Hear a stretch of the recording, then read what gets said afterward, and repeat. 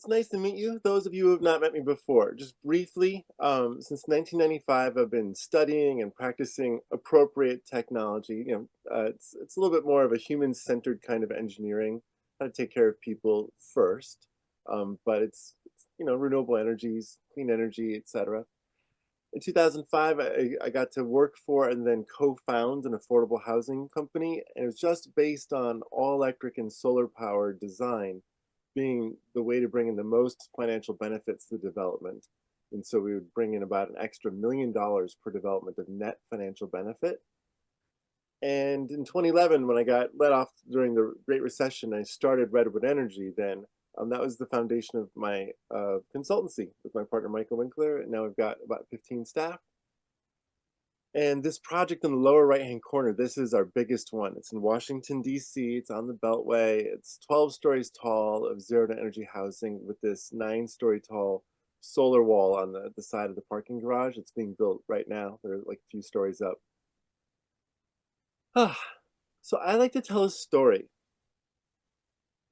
because I think it's helpful to sort of get placed in what are these things? What is a little bit of the history? This is not coming out of nowhere. In fact, what we call heat pumps today originally were ice makers, and the breweries of the United States heavily invested in them. It was technically invented kind of over in Australia, plenty of breweries there too. Here you can see ice being delivered on the right-hand side. New York City being the brewery capital of the United States is also where a lot of early heat pump innovations came, like Carrier of Carrier heat pumps is he learned how to make ice in the breweries before he learned how to make air conditioners for people's homes. San Francisco has an important role. It was the first utility in the nation. It became PG&E. First utility in the world, pardon me, a public utility. Started literally as a little shack that burnt down in San Francisco. So on the left-hand side, you can see when the Eiffel Tower opened up in 1889, it was lit with gas. See how it's glowing like that? And the blackness of the city around it? And then about 6 years later, I think 5 years later, San Francisco built a 1/4 scale model, and they showed off electric lights. This is really the beginning of the sort of the battle between the gas industry and the electric industry. And you can see like the electric ones, they had all these fun patterns, they had a really strong spotlight that apparently was like the kissing cam of its day. They'd be shining it around, finding people canoodling in the dark. They unfortunately blew it up just a few years after they had the fair, but today you can still find like the Chinese tea gardens and the museum, the De Young Museum that's there. There's a bunch of the stuff that they built for this expo that's still there, but not the Eiffel Tower. 1901. This is when we started having bigger power plants connected to hydro. This is fun. Niagara Falls. This is the home of Triscuits, which are electric biscuits.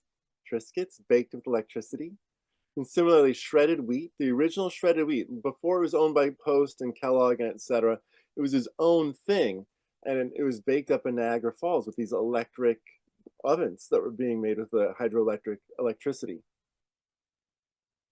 Now, in the United States, in rural America, about 1 in 10 Americans had electricity by the 1920s, whereas about 9 in 10 in the cities had it. So we're seeing the first microgrids in our country, 1 million of them, all throughout rural America. Granted, these are for fairly well-off people, but you had large lead-acid battery banks. You had generators, gas generators, or wind turbines.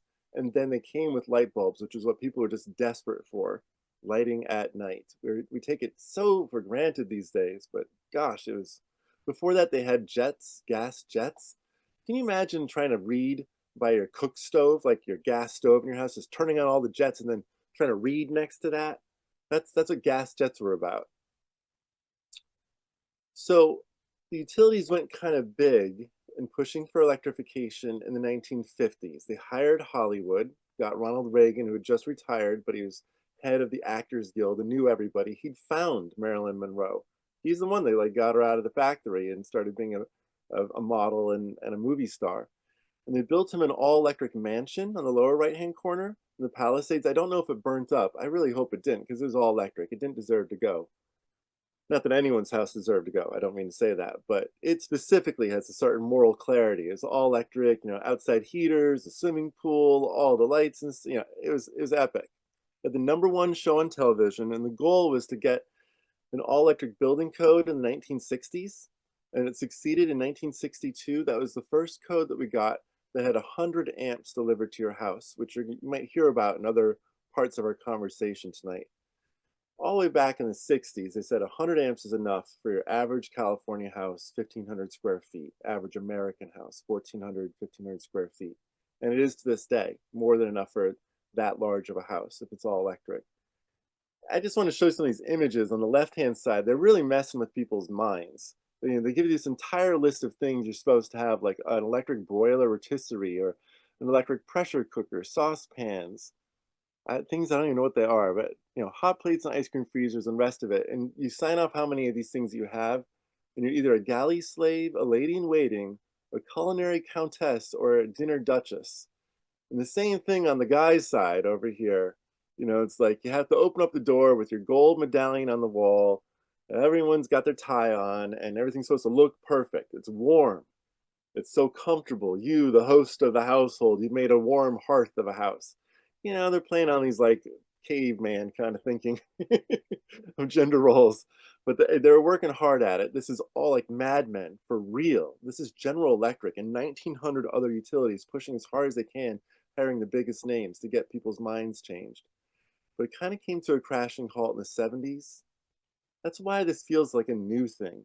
It's because we took a long pause with the OPEC oil embargo of 1974, and then again in 1979 when we had the Iran-Contra hostage and we were on bad terms with Iran, still are to this very day, obviously. When electricity prices went through the roof fourfold in 1974, that was the end of the all-electric movement. It didn't really start again until 1994 in the rest of the country. But then in 2000 in California, what might have happened naturally got halted by the Enron scam, where they artificially constrained the flow of gas to California, which was being burnt in the electricity power plants at the time. Didn't have solar fields like we have today. And that once again drove electricity prices up fourfold and convinced the state of California to discourage all electric housing every way they could through utility rebate programs, the energy code, popular culture, things they would fund, all of it. We just recovered starting in 2019. So in 2017 is when my mother-in-law died in the Tubbs fire in Santa Rosa. And from that, it was deeply upsetting, as you can only imagine. She was an environmental activist. Her family's encouraged me to tell her story so people can understand.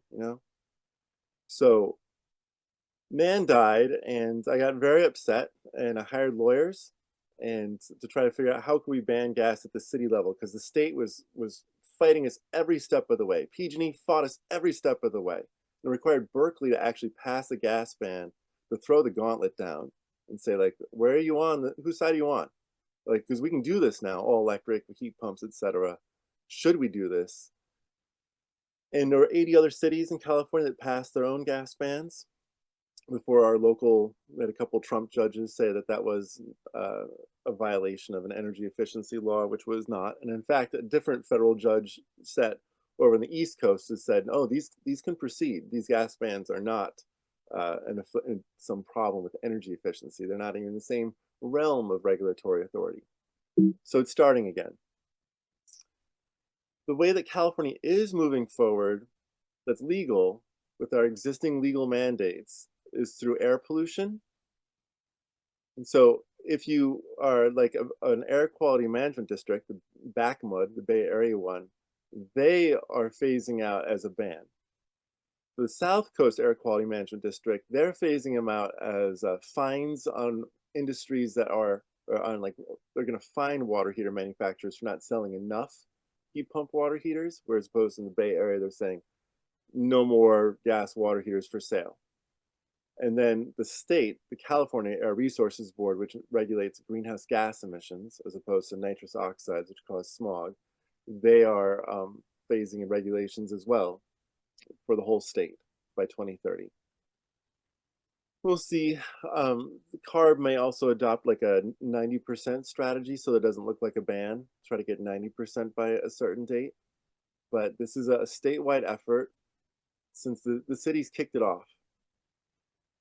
Now, In 2020, we got a snapshot. This is just at the beginning of the modern electrification movement, which I would say starts in Berkeley. So this snapshot here shows you California's 8% all electric construction, but in 2019, it was only 1% of new construction. So it was really relying upon our history. But now in 2023, 80% of our construction was all electric in California, new construction, PG&E territory, San Diego Gas and Electric territory. And we're going to be able to catch up with what has been a trend in the southern states where heat pumps before they had computers really only worked in the southern states. Now that heat pumps have computers, they work into far northern Canada. But you can see Hawaii, 72% all electric, Florida, 77% all electric. Most places that you've ever vacationed at were all electric and you didn't realize it, including Trump Towers, both of these. The one that's in Ah, Florida and the one that's in Hawaii are both all electric. If you go and stay there, you're going to be cooking on induction and using a heat pump dryer and going into a heat pump swimming pool. This is because surpasses politics. This is just about inexpensive construction that works well where you are. And here you can see these are the new power plants being built in our country in 2024. 58% solar, 23% batteries, 13% wind, and a little bit of nuclear, 2%, 4% gas. 2025, it's the same 63 gigawatts that's being built. Now it's going a little bit more in the direction of batteries, 29%, a little bit less solar, essentially the same amount of wind, unfortunately a little bit more natural gas. But we're still in the mid 90s consistently, and it's not going to change anytime soon because batteries and solar are the only things you can even deploy in the next 4 years. If you were today, like, I'm going to build a power plant under the Trump administration, it's going to take you 4 or 5 years. You say, I'm going to build a solar and battery system, you can get it done in a year and a half. That's how it is. It's like, so anyone who's doing long-term planning, you can see these numbers, 4%, 7%. This is driven by economics. It's not driven even by incentives. This is just globally the cheapest power is solar and battery. On the left-hand side here, you can see the sales of EVs jumping. Once again, we've in 2024 Q1, we had 11% more sales nationally of electric vehicles than we had in the previous year, 2024. 2025, we're doing great again. Right inset here, this is the price of batteries going down. And note that grid batteries have always been more expensive than EV batteries. EV batteries are the gigantic market in our world. It's like 4 times as much batteries are sold into cars than are sold to utilities. And so they're markedly cheaper, which explains why we should be, I think, using our electric cars as the grid batteries, using what's called bidirectional charging, where we discharge into the grid in some hours in the evening. And the Bay Area is where this is really starting. You can see that there's parts of the Bay Area where more than 50% of the cars being sold are electric now. Well, this is last year in the New York Times, 2014. You should know where you're at. We had an inflection point. You can see in 2019, gas was ahead. Policies start to change nationally in 2020, popular culture, utility programs are rolling out. Everyone's like, we should really work towards heat pumps. You see in 2022, all of a sudden, the blue heat pumps are now selling more, and it continues in 2023, and it widens up in 2024. This is true globally, by the way, not just the United States, but that was the United States. The left-hand side, you can see once again, 2019, gas is ahead in red. 2021, this is electric water heaters you're seeing. And then 2022, 23, 24, the lead just starts opening up. On the right-hand side, this is Energy Star electric water heaters. So these are the heat pump ones. You can see that their growth has been going underneath an exponential curve. And it really started to kick in 2019, 2020, and it goes up, up, up. Now, this is another fun one. When I bought this, and when my daughter was 6, she's no, she must have been like almost 5 there, man. So this is 6 years later, and this was about $1,400, this little fireplace. I bought one almost identical to it for $40 on Amazon a couple, 3 weeks ago, and I used it as a little thing on my table when I was tabling at a conference. It's using an ultrasound to make mist that you then underlight with LEDs or halogens, and you can make it look just like a fire, but you can stick your hand in it and you don't get hurt. It's just mist. It's barely warm unless you plug in a heater to it. So I'm going now transitioning into the stuff. I just showed you the fireplace. I've mentioned before how everyone's home, if it has 100 amps, has enough power. But sometimes I run into 60 amp apartments and tiny houses, ADUs. The one I'm living in right now, I'm in a 100 square foot tiny house, and this is a 30 amp building I'm in. So if you have power constraints or you're looking for extra efficiency, these are options like a condensing washer dryer or a heat pump washer dryer, both of which can just plug into any outlet in your house. Don't need any special wiring. They now come up, there's like 5 different brands of water heaters that can plug into any outlet in your house. They're 120 volts. Here you have an example of an HVAC system. I use these really commonly in apartment complexes. Um, and then this is how, when Nan died back in 2017, we still had a gas stove that she'd actually helped us find and hauled into our house, and like the minivan we inherited when she died still had dents on the back of it where she'd put the stove into it, the minivan. And so, not having much money at the time and having little kids, I got rid of the gas stove and just put in metal shelving. And ever since, we've been cooking on 120-volt countertop induction. We have 2 of them. There's 2 circuits in the kitchen and a countertop oven like this, just on the metal shelving. It's very convenient, and I get to test different products, but it's inexpensive and it allows you to retrofit your kitchen immediately. So I'm not saying it's as fancy as having a big stove, but it is inexpensive, like, a couple $100 kind of inexpensive. Then if you are wanting to load up your house or you have a very big house, you have a 3,000 square foot house. This is kind of the simplest approach for you, I would argue, is a smart panel. Span is made in California, EcoFlow is Chinese, Lumen, I'm not sure where they're made, and if anyone else knows, tell me.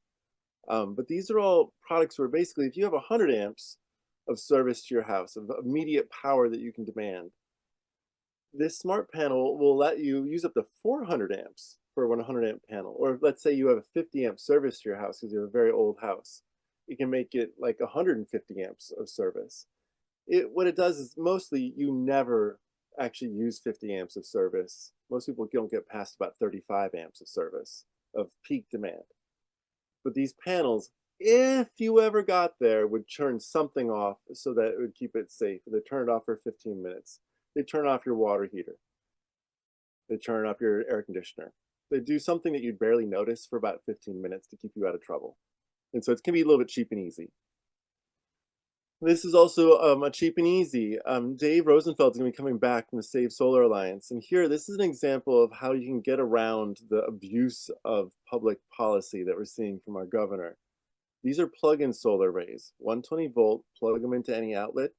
There's, here on the left-hand side, you can see this New York Times article. Germans combat climate change from their balconies. Plug-and-play solar panels are popping up in yards and balcony railings across Germany, driven by bargain prices and looser regulations. See this guy here in the rainbow? He's German, and he's bringing this product in from Germany with a nonprofit that's in the Bay Area because they're not really trying to make money. And here's Cora, and these are installations here in the Bay Area. They're 800 watts, and they have an inverter that will not discharge into the grid. So you don't have to get an interconnection agreement. You can just plug it in 800 watts and it'll essentially offset all the energy that you're using at that time. But simple and cheap, and it makes it so that your electricity from the solar panels is valued at the same cost as what they're charging you. And as long as you don't discharge into the grid and you just offset what's actually being used by your house, it's the same price that way. So like NEM 2.0. I like ending on this. I've given you some like frugal ideas and some technical stuff, and this, I think, the rich always get the cool toys first. So here you have a boat that can go 100 miles a day on just a solar array that you're looking at.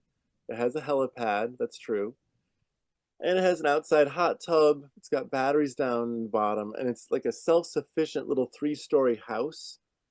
Off one side, it has a submarine, an electric submarine. The U-boat works here that you see. They're diving down for champagne. And on the other side pops out electric, I want to call them snowmobiles, but they're jet skis. And it's nice, they're silent. Like you can go up on a pod of dolphins and make no noise. So this is the, like, if you got some money, this is what's out there for you. And I'm here, of course, for questions, and also want to hand off to my co-presenters if there aren't questions, but this is all about the questions. So if there's things that people want. Um, Absolutely. I don't see any yet in the chat.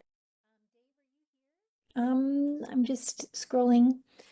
That was great, Sean. Susan Eaton commented that her mother was born in 1889 and told me that we had an electric stove because she was afraid of gas. You know, one of the original electric stoves was invented because this guy blew his face up and blinded himself and didn't want his wife to cook on a gas stove ever again. And that's how we have this brand called AGA. It was Yeah. invented by this person who was blinded by his gas stove. So you know, your mom wasn't wrong. Let's see here. Yeah, electrification goes way back. And that's why I love your presentation because it really shows the history. Yeah, people have Uh, been getting hurt by gas for a long time, poisoned by gas, blown up by gas. Like, you know, we've been trying to shut down gas. The American Gas Association was founded to try to stop electric lighting, going all the way back. Um, let's see here. so, Sean, you want to introduce Yeah, our co-host tonight, Spencer? absolutely. So, Spencer, why don't you bring up your slides? Now, Spencer is with the Home Academy, the Home Energy Academy, pardon me. You should probably introduce yourself, do a better job of it. Sure, I'll introduce myself. A lot of Do it. people actually, I see a lot of industry professionals on the Yeah, I'm call. really excited to see people from other states and city, Colorado, New Jersey. This is Can you awesome. actually see my screen okay here, Sean? Is that okay? Yeah. Is that fine? Okay, cool. Yep. Gotcha. Yeah, it was super amazing to hear your presentation, Sean. It's like I think I had heard it before, but it just goes deeper and deeper into the history and the color of electrification. It's such a brilliant. Yeah, I don't know how many historians there are in our space, so it's super, super fun to be here. I came to present, but as everybody else is here on the phone, I learn as well. Anyways, thank you so much for having me today. Total honor to be collaborating with Sean Moore. I really respect him. I'm super excited about his conference later this year.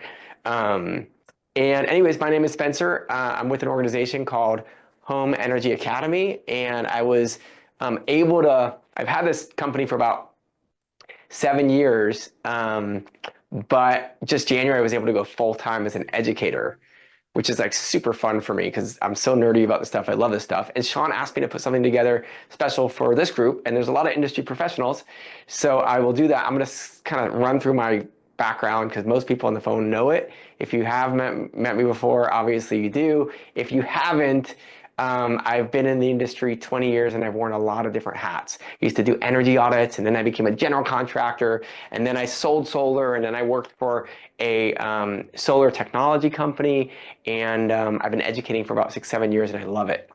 And I'm going to talk about something today that's a pretty cool technology. It's called the meter collar. Now, I'll kind of lay out why this is such an impactful technology in a moment, but I want to give you a little bit of context about why this meter collar is so valuable for our main electrical panel. So if I kind of open up this main electrical panel, if you ever had someone kind of give you an overview of what's inside of this panel, you'll see, you know, there's kind of this bus bar which carries electrical current. The meter sits on top of these sockets right here. And this panel, which is most common in California, is called a combo panel, right? So this is a panel that has everything combined, right? This is the primary type of main electrical panel we'll see in western states, California, Arizona. And what you'll notice here is that the meter and the panel are all in one, right? And the way it works is the grid provides power through this conduit from above, sometimes from below, through the meter to the bus, which goes to the breakers, which goes to all the loads, the things that use power in your home. And believe it or not all panels are designed this way. On the East Coast, it's very, very different. They have a separate meter socket. This is like a housing here with a meter on top of it, and a sub panel. These are usually outside, sometimes on a post, sometimes on an outside wall, and these are inside the home, and this feeds that, right? Power from the grid comes down into this socket, which measures how much electricity is being used. This goes kind of usually through a conduit to the ground, to the panel. The power now goes to the bus bar on the panel, the kind of backbone of the panel, and then sends that electricity out to the home. And this sub-panel and meter socket, also called a main panel and meter socket, it's actually relatively easy to get between the panel and the grid, right? Between the panel and the meter, right? And it's really important to understand the utility owns this, the homeowner owns this. And for an electrician, if you want to make changes, if you want to add solar, if you want to add loads, if you want to disconnect from the grid, it's easy in this scenario to get between those two. And this is what's present on the East Coast. Now on the West Coast, where we have this kind of combo panel, it's actually very, very hard to get between this meter and this bus bar. There's no way to kind of wire tap into that. While in the other scenario, we have this kind of space between them where you can connect. It's called line side tap if you're adding solar, or you can basically tap into it and add another sub panel. To make a long story short, the East Coast is very easy. The West Coast is very, very hard. And so that's where the meter collar comes in. It's a way to get between the meter, right, and the panel, right? It goes on to this kind of socket, basically, and then the meter goes on top of the meter collar. And it gives kind of a way to interrupt that. Now, I'm talking about all this kind of technical stuff. You're like, well, why does this matter? What does this make possible? What does this change for me as a homeowner in terms of, you know, my cost and how I can approach things? And there's really three main things this thing changes. The first is it allows you to add more solar. The second is it can allow you to add more loads, more electrification, more things that use electric energy. And the third, which is a really emergent technology, is it allows you to get whole home backup power. So when all your neighbors' lights are out, you can keep the lights on. And it does it in three unique ways. So I'm going to walk through them real quick. This is a pretty quick presentation. And then I'm happy to answer questions. So let's just talk about adding more solar. If I have an existing system, my panel, my main panel, has a certain amount, a certain capacity, a certain limit. It's based on something called the 120% rule, where I can actually put a certain amount of solar on that panel, but no more. What the meter collar does is it gets between that meter and the panel and allows you to tap in additional solar. See, when you add solar to the main panel, you have now power coming in from both directions, from the grid and from on-site generation, things that are at your home actually producing power. You have your own power plant, right? Solar will do that, a battery will do that. And so you can only send so much energy kind of from the opposite direction of the grid.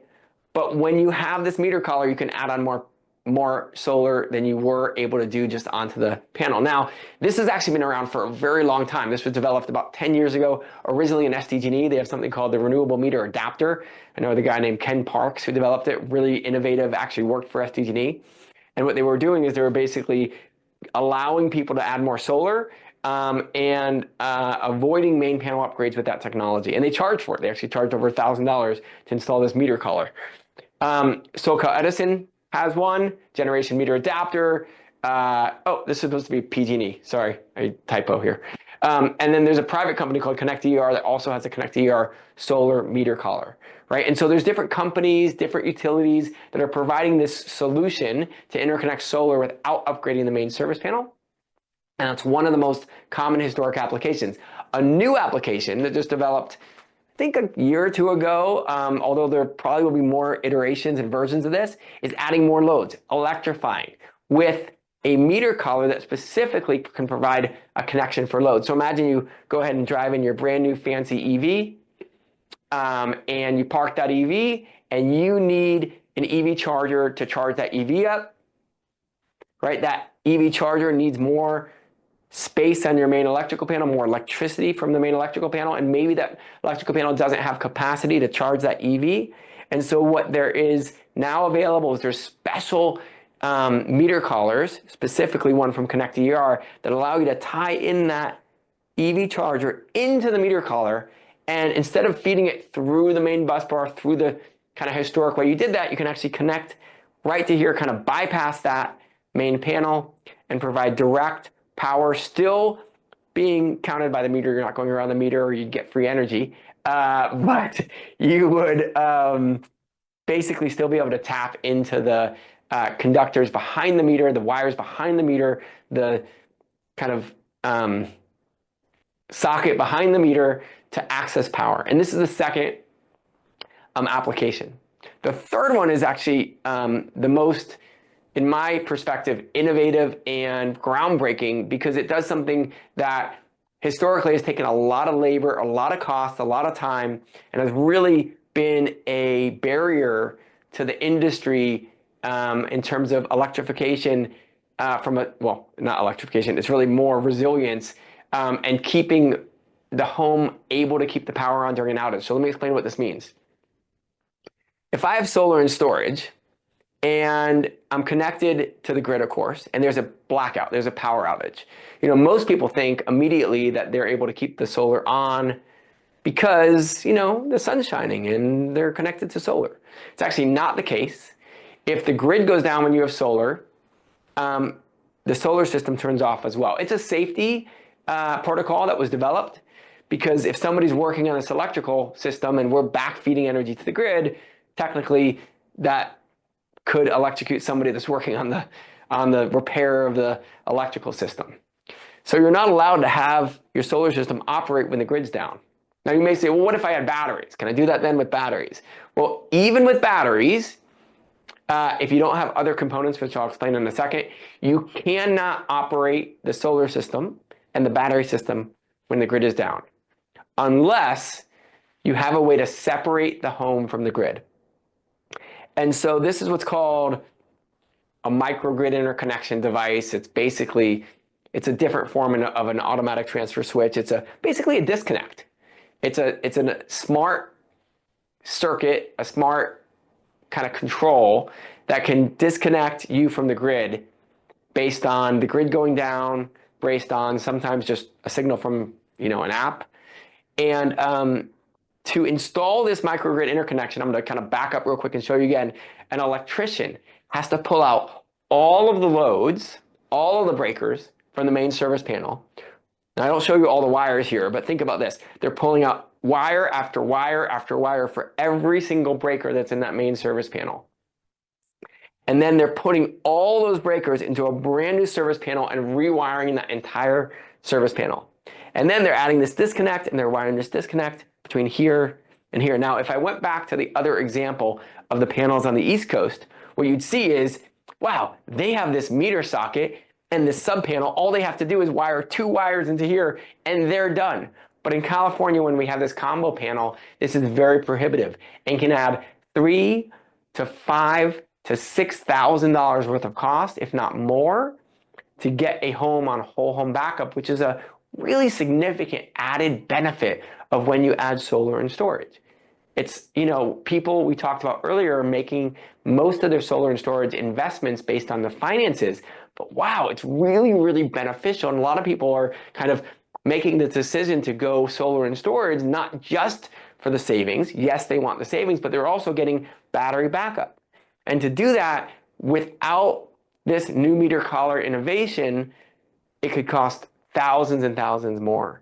So the way this meter collar solves that problem is that instead of rewiring everything, all that happens is this meter collar with intelligence goes right here on the socket.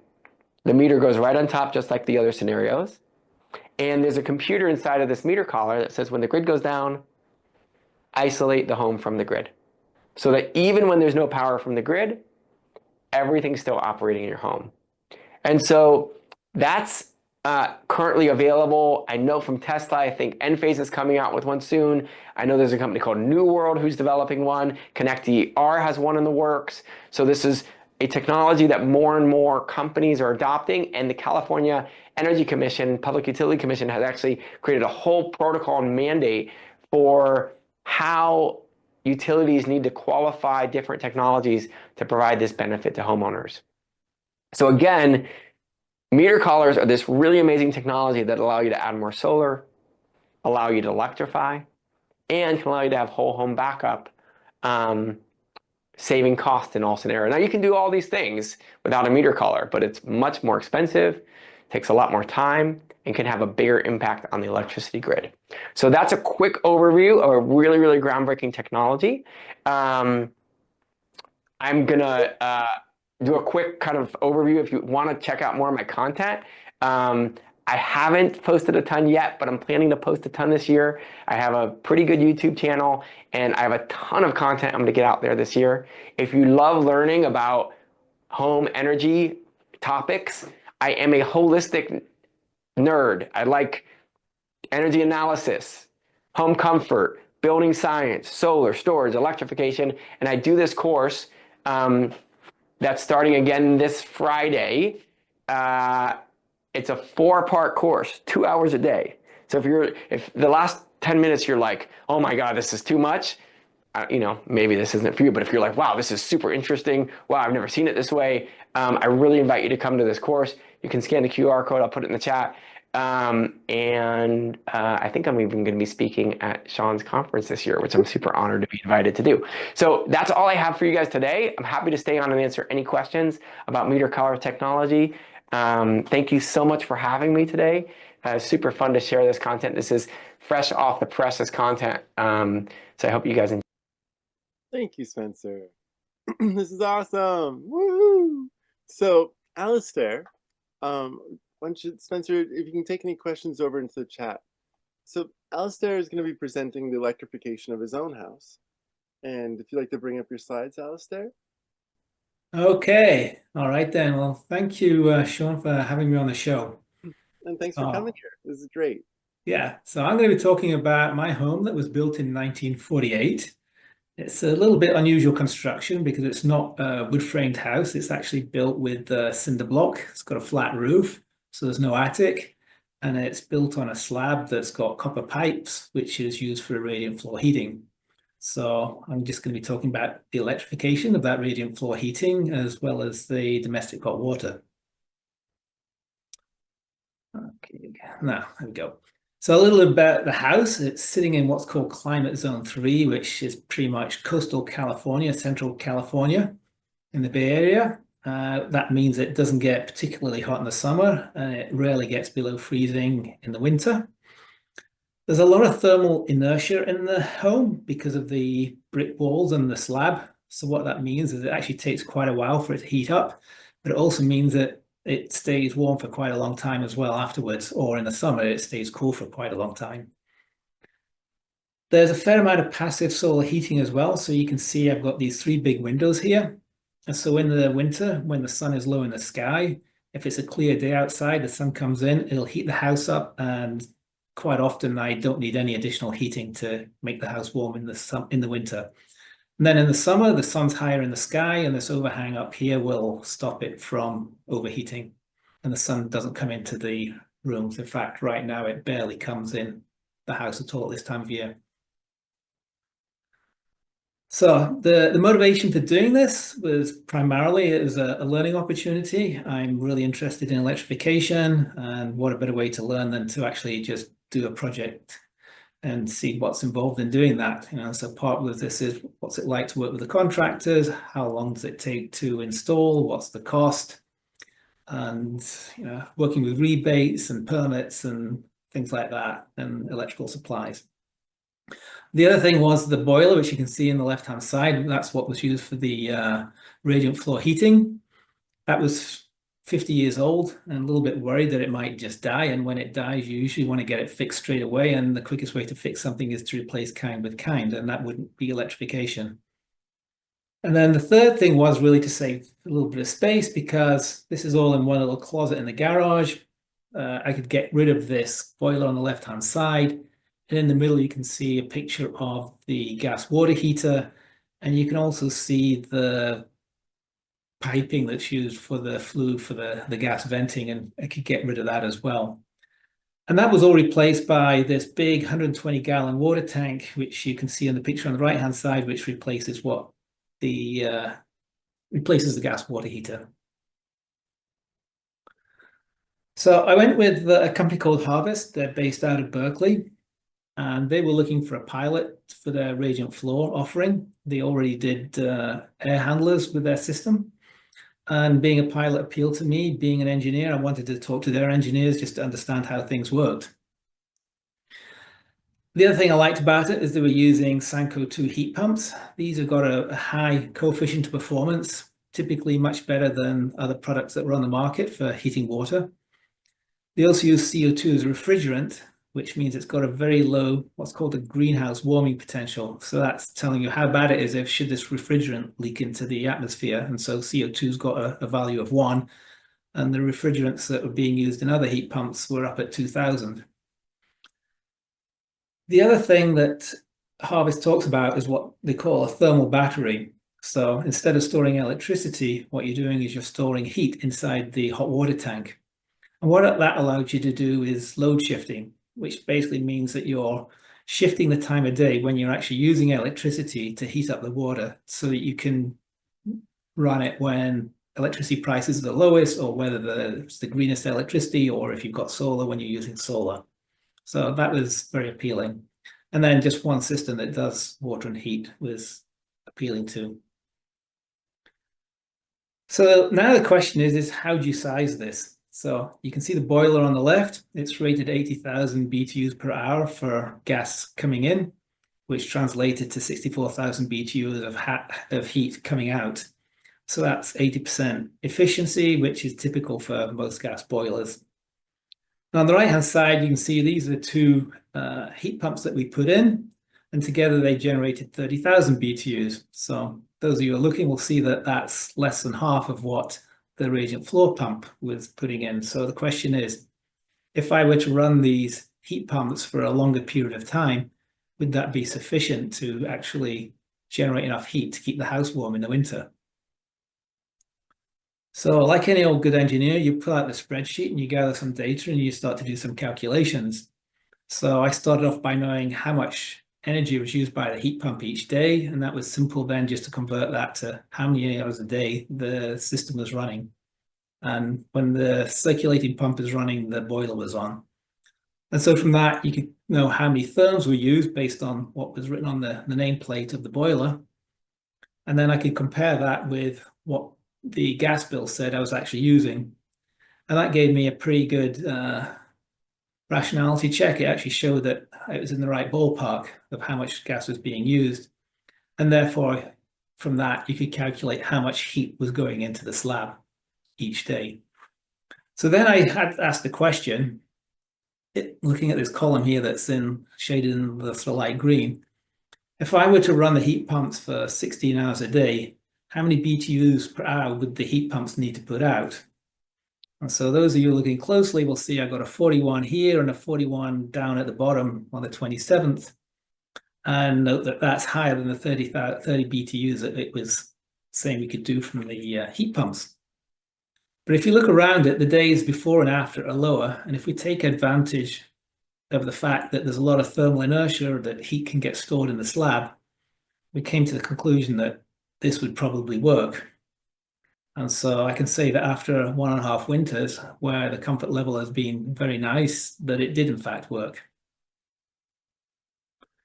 So the question everyone asks then is, now we've put this in, what's the impact to the energy usage? So starting with the electricity, you can see here are the peaks, first 2 peaks of winters where we didn't have the heat pump, and of course you get little peaks. As soon as I put the heat pump in, the electricity peaks are much, much higher. But then, of course, that's to be expected because now we're using electricity to provide the heat in the winter. And it actually turns out that the annual energy consumption that I'm using has doubled. On the other hand, if you look at the gas, massive peaks in the winter, and then you have November and December where I was still on gas, and then in January I put in the heat pumps, and all of a sudden the gas is down to very little because all I'm doing now is running my clothes dryer and gas stove. And then the next question is really, how does that translate to energy costs? So I'm signed up with a company called Home Energy Analytics, and they're partnered with PG&E. And every couple of months, they send me a little email that tells me how I'm doing in terms of energy. And since I registered 4 years ago, my energy costs are pretty much the same. And that's pretty remarkable given that energy costs in California have gone up a lot, especially on the electrical side. So there's a little bit of benefit. There is definitely benefit from having the heat pumps over the gas. And part of that is driven by being able to do load shifting. So this is the electrical rate that I'm on, and you can see in this yellow area, this is when the peak hours are between 4 and 9 p.m. And the harvest system works to try and ensure that it's never used on between this period of time. And of course, if you run out of water in the tank, it will actually run during those times. So one of the other things I did was I played with my thermostat schedule so that when it hit 4 p.m., I just set the thermostat down to 65. And because I've got all that thermal inertia in the slab, it continues to keep the house running nice and warm throughout the evening and then into the night. So that's a sort of quick summary of what I put together. And so just, if anyone has any questions, I'd love to answer them for you. Woo! Great job. Well, one question I have is, what was the cost? It's like just a classic one. What'd you pay for your system? What was the cost for the system? Yeah. Well, I don't know if I should. I got a very good deal on that because being a pilot customer, you got some discounts here and there, and also the company putting it in was gave me a good deal as well because that was their first project that they were doing to learn how to do this. Well, then we know that it won't be cheaper than what you're going to tell us, right? It will be cheaper. It was getting over $26,000. Yep. Hydronic systems usually are more expensive than just from air to water has more complexities than going from air to air. And people love hydronic floors. And of course, there's good reasons to use the low global warming potential refrigerant, but it's not the cheapest system. Yeah. Yeah. I think one of the reasons, as I said, for doing this was just to understand what is involved in doing this, because as we want to electrify everything, the cost of how much of doing this is going to be important as to how many people adopt this. And so Kelly wants to know, Kelly Linden, our friend from San Diego, she wanted to know if you're going to add cooling to your heating system. No, this one is just that the Sanko heat pumps only do heat only. They don't do cooling. And for where I live in California, it's not really a problem. And we get a lot of cold air comes in the evenings. So it's about 2 weeks in the year where it's really does get a little bit unbearable. But other than that, the cold air comes in. And then because I've got so much, sitting on the slab, that provides a lot of cooling as well. It keeps the house cool. But having said that, I also redid a little extension that was added to the home by the previous owners. And inside there, we put in a mini split. And so I've got some cooling from that as well. Just for those, it's really just a couple of weeks in the year where it becomes a problem. That's fine. I also think that putting in, there's really high efficiency window air conditioners these days. Mini splits, you can even get a very efficient portable, you might think is somewhat of a junky heat pump. Now, one of the questions that Pete asked was, what other systems do hydronic, air to water heat pumps? Since right now I'm scrolling through the booklet, and here we have hydronic heat pumps on page 57 of 91. Stiebel Eltron, very high-end German manufacturer. Arctic, which is coming out of Canada, and this, if you had a very cold situation, this would be the one that's most reliable for the coldest temperatures. However, Space Pack and Chiltrex are the two big brands in California. Aramec out there, people are doing it. They're often using, they seem to be more used in big buildings. That's just, never know why exactly. And Nordic. So most people will be working with Space Pack or Chiltrex. Harvest is a sort of a new up and comer, but they could be in here. I have the Sandin system that they're working with elsewhere in this guide, so that's why. If I was to show, where is that? Well, anyway, here, this is This is what a sandin looks like outside. It's just a box. This is one that's like frozen in the snow to illustrate the fact that they work at very cold temperatures. So Pete, that's intended to be an answer to your question, showing you there's a lot of different brands. And Sandin is not trying to be the lowest cost. They're trying to be other things. They're the ones that produce heat at the lowest temperatures. They're the ones who are the most efficient. They're the ones who are like most reliable in some ways in producing heat, because the refrigerant is it's high pressure transcritical. Anyway, it's got some magic properties to it. Now, Edward Keene, you're asking for the guide that I have up on the screen, and I've just put it into the chat, a link to it on our website.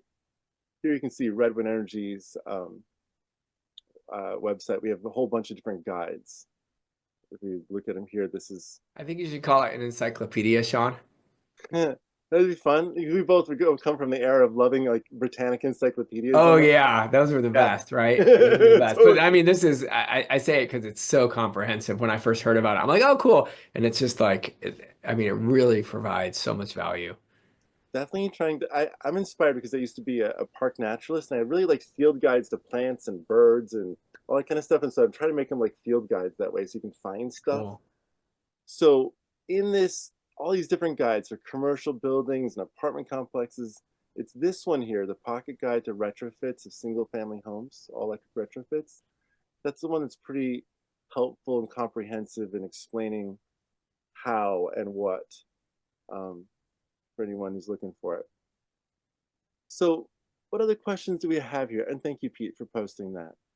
Because, oh, Tom, you say, it could make sense in other climate zones to use a single unit harvest combination system, like what Alistair has installed, and later add an EFOCA, which is a kind of package heat pump or window heat pump, to try to cover the thermal capacity gap and provide a little cooling. So maybe you want to add just like a little, but essentially that's what you're doing, Alistair, right? You have one room that the harvest couldn't really serve, and so you just added like a little bit of a mini split to your house. Yeah, exactly. So this one room actually was a covered patio, and the family who bought it from had a child 15 years after their first three, and so they needed an extra room and covered it in. So the radiant floor doesn't extend there. And so that provides us the heating. And then actually while we did it, we just put one in the master bedroom as well, since it was pretty close to it. So it's basically one system to two ceiling cassettes. I think it's important to bring up just because it's so common for people's homes to be built in pieces. You know, like it's not as common that it's all done, especially as homes get older. So as we're talking about systems in the guide, page 47, these are what we're talking about. A ducted split system, meaning this box goes to ductwork.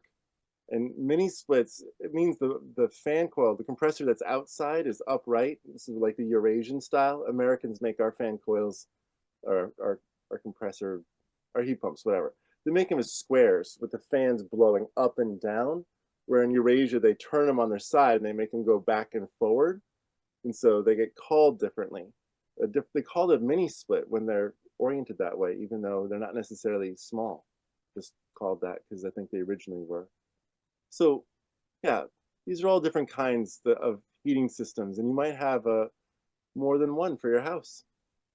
And especially if you have just like a little house, using some of these portable and windows or a small ductless mini split like Alistair did, that can be a cheap solution so you don't have to do the whole house. There you go. If you can see in my picture there, you can see the ceiling cassette in the room. Yeah, so you have a ceiling cassette. Is that in the ceiling or is it kind of on the ceiling? No, it's actually in the ceiling. It fits nicely between the 2x8 joists. Perfectly sized. That looks good. Yeah, it does. So I had to pass my wife's aesthetic test. Absolutely. It's part of the marriage contract. You get Yes. the veto power over each other's home improvements. Well, we are a little bit past time, and it was a lovely evening, but I see people are starting to say goodbye. So if there's any other questions, this is your time. And if not, have Yeah. a nice Monday night. Feel free to open up your mics if you want to ask a question. And it's so good to see so many people before. Jeffrey, good to see you.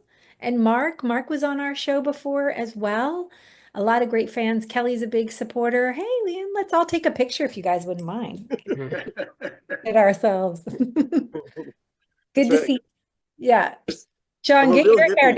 down. Let your hair down. So I was just doing ecstatic dance. I'm still aching from it, but this is a Sunday morning hippie thing to do around here, which is like 2 hours of nonstop hard dancing at some hippie's house out in Blue Lake. Sounds Yeah, fun. Hair down, which I rarely do. You guys are seeing it.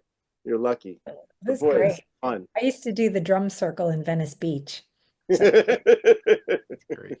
You never know. Well, it's so good to have you all. I know we covered a lot of ground. We will make sure we send you all the presentations from Spencer, Alistair, Sean, so you guys have them. But I really want to stress, if you have questions throughout your process, or you're working on a project or a show, or you would like a presentation in Colorado, New Jersey, California, we're here to help. Just Go so. ahead, Sean. Amen. All right. Have a nice evening, everybody. Awesome. Take Thanks care. everybody for Yeah, have making a the great time. Thank you, night. Tristan. Take care. Sean. Thank you, Thank Sean. you, Yep. everybody.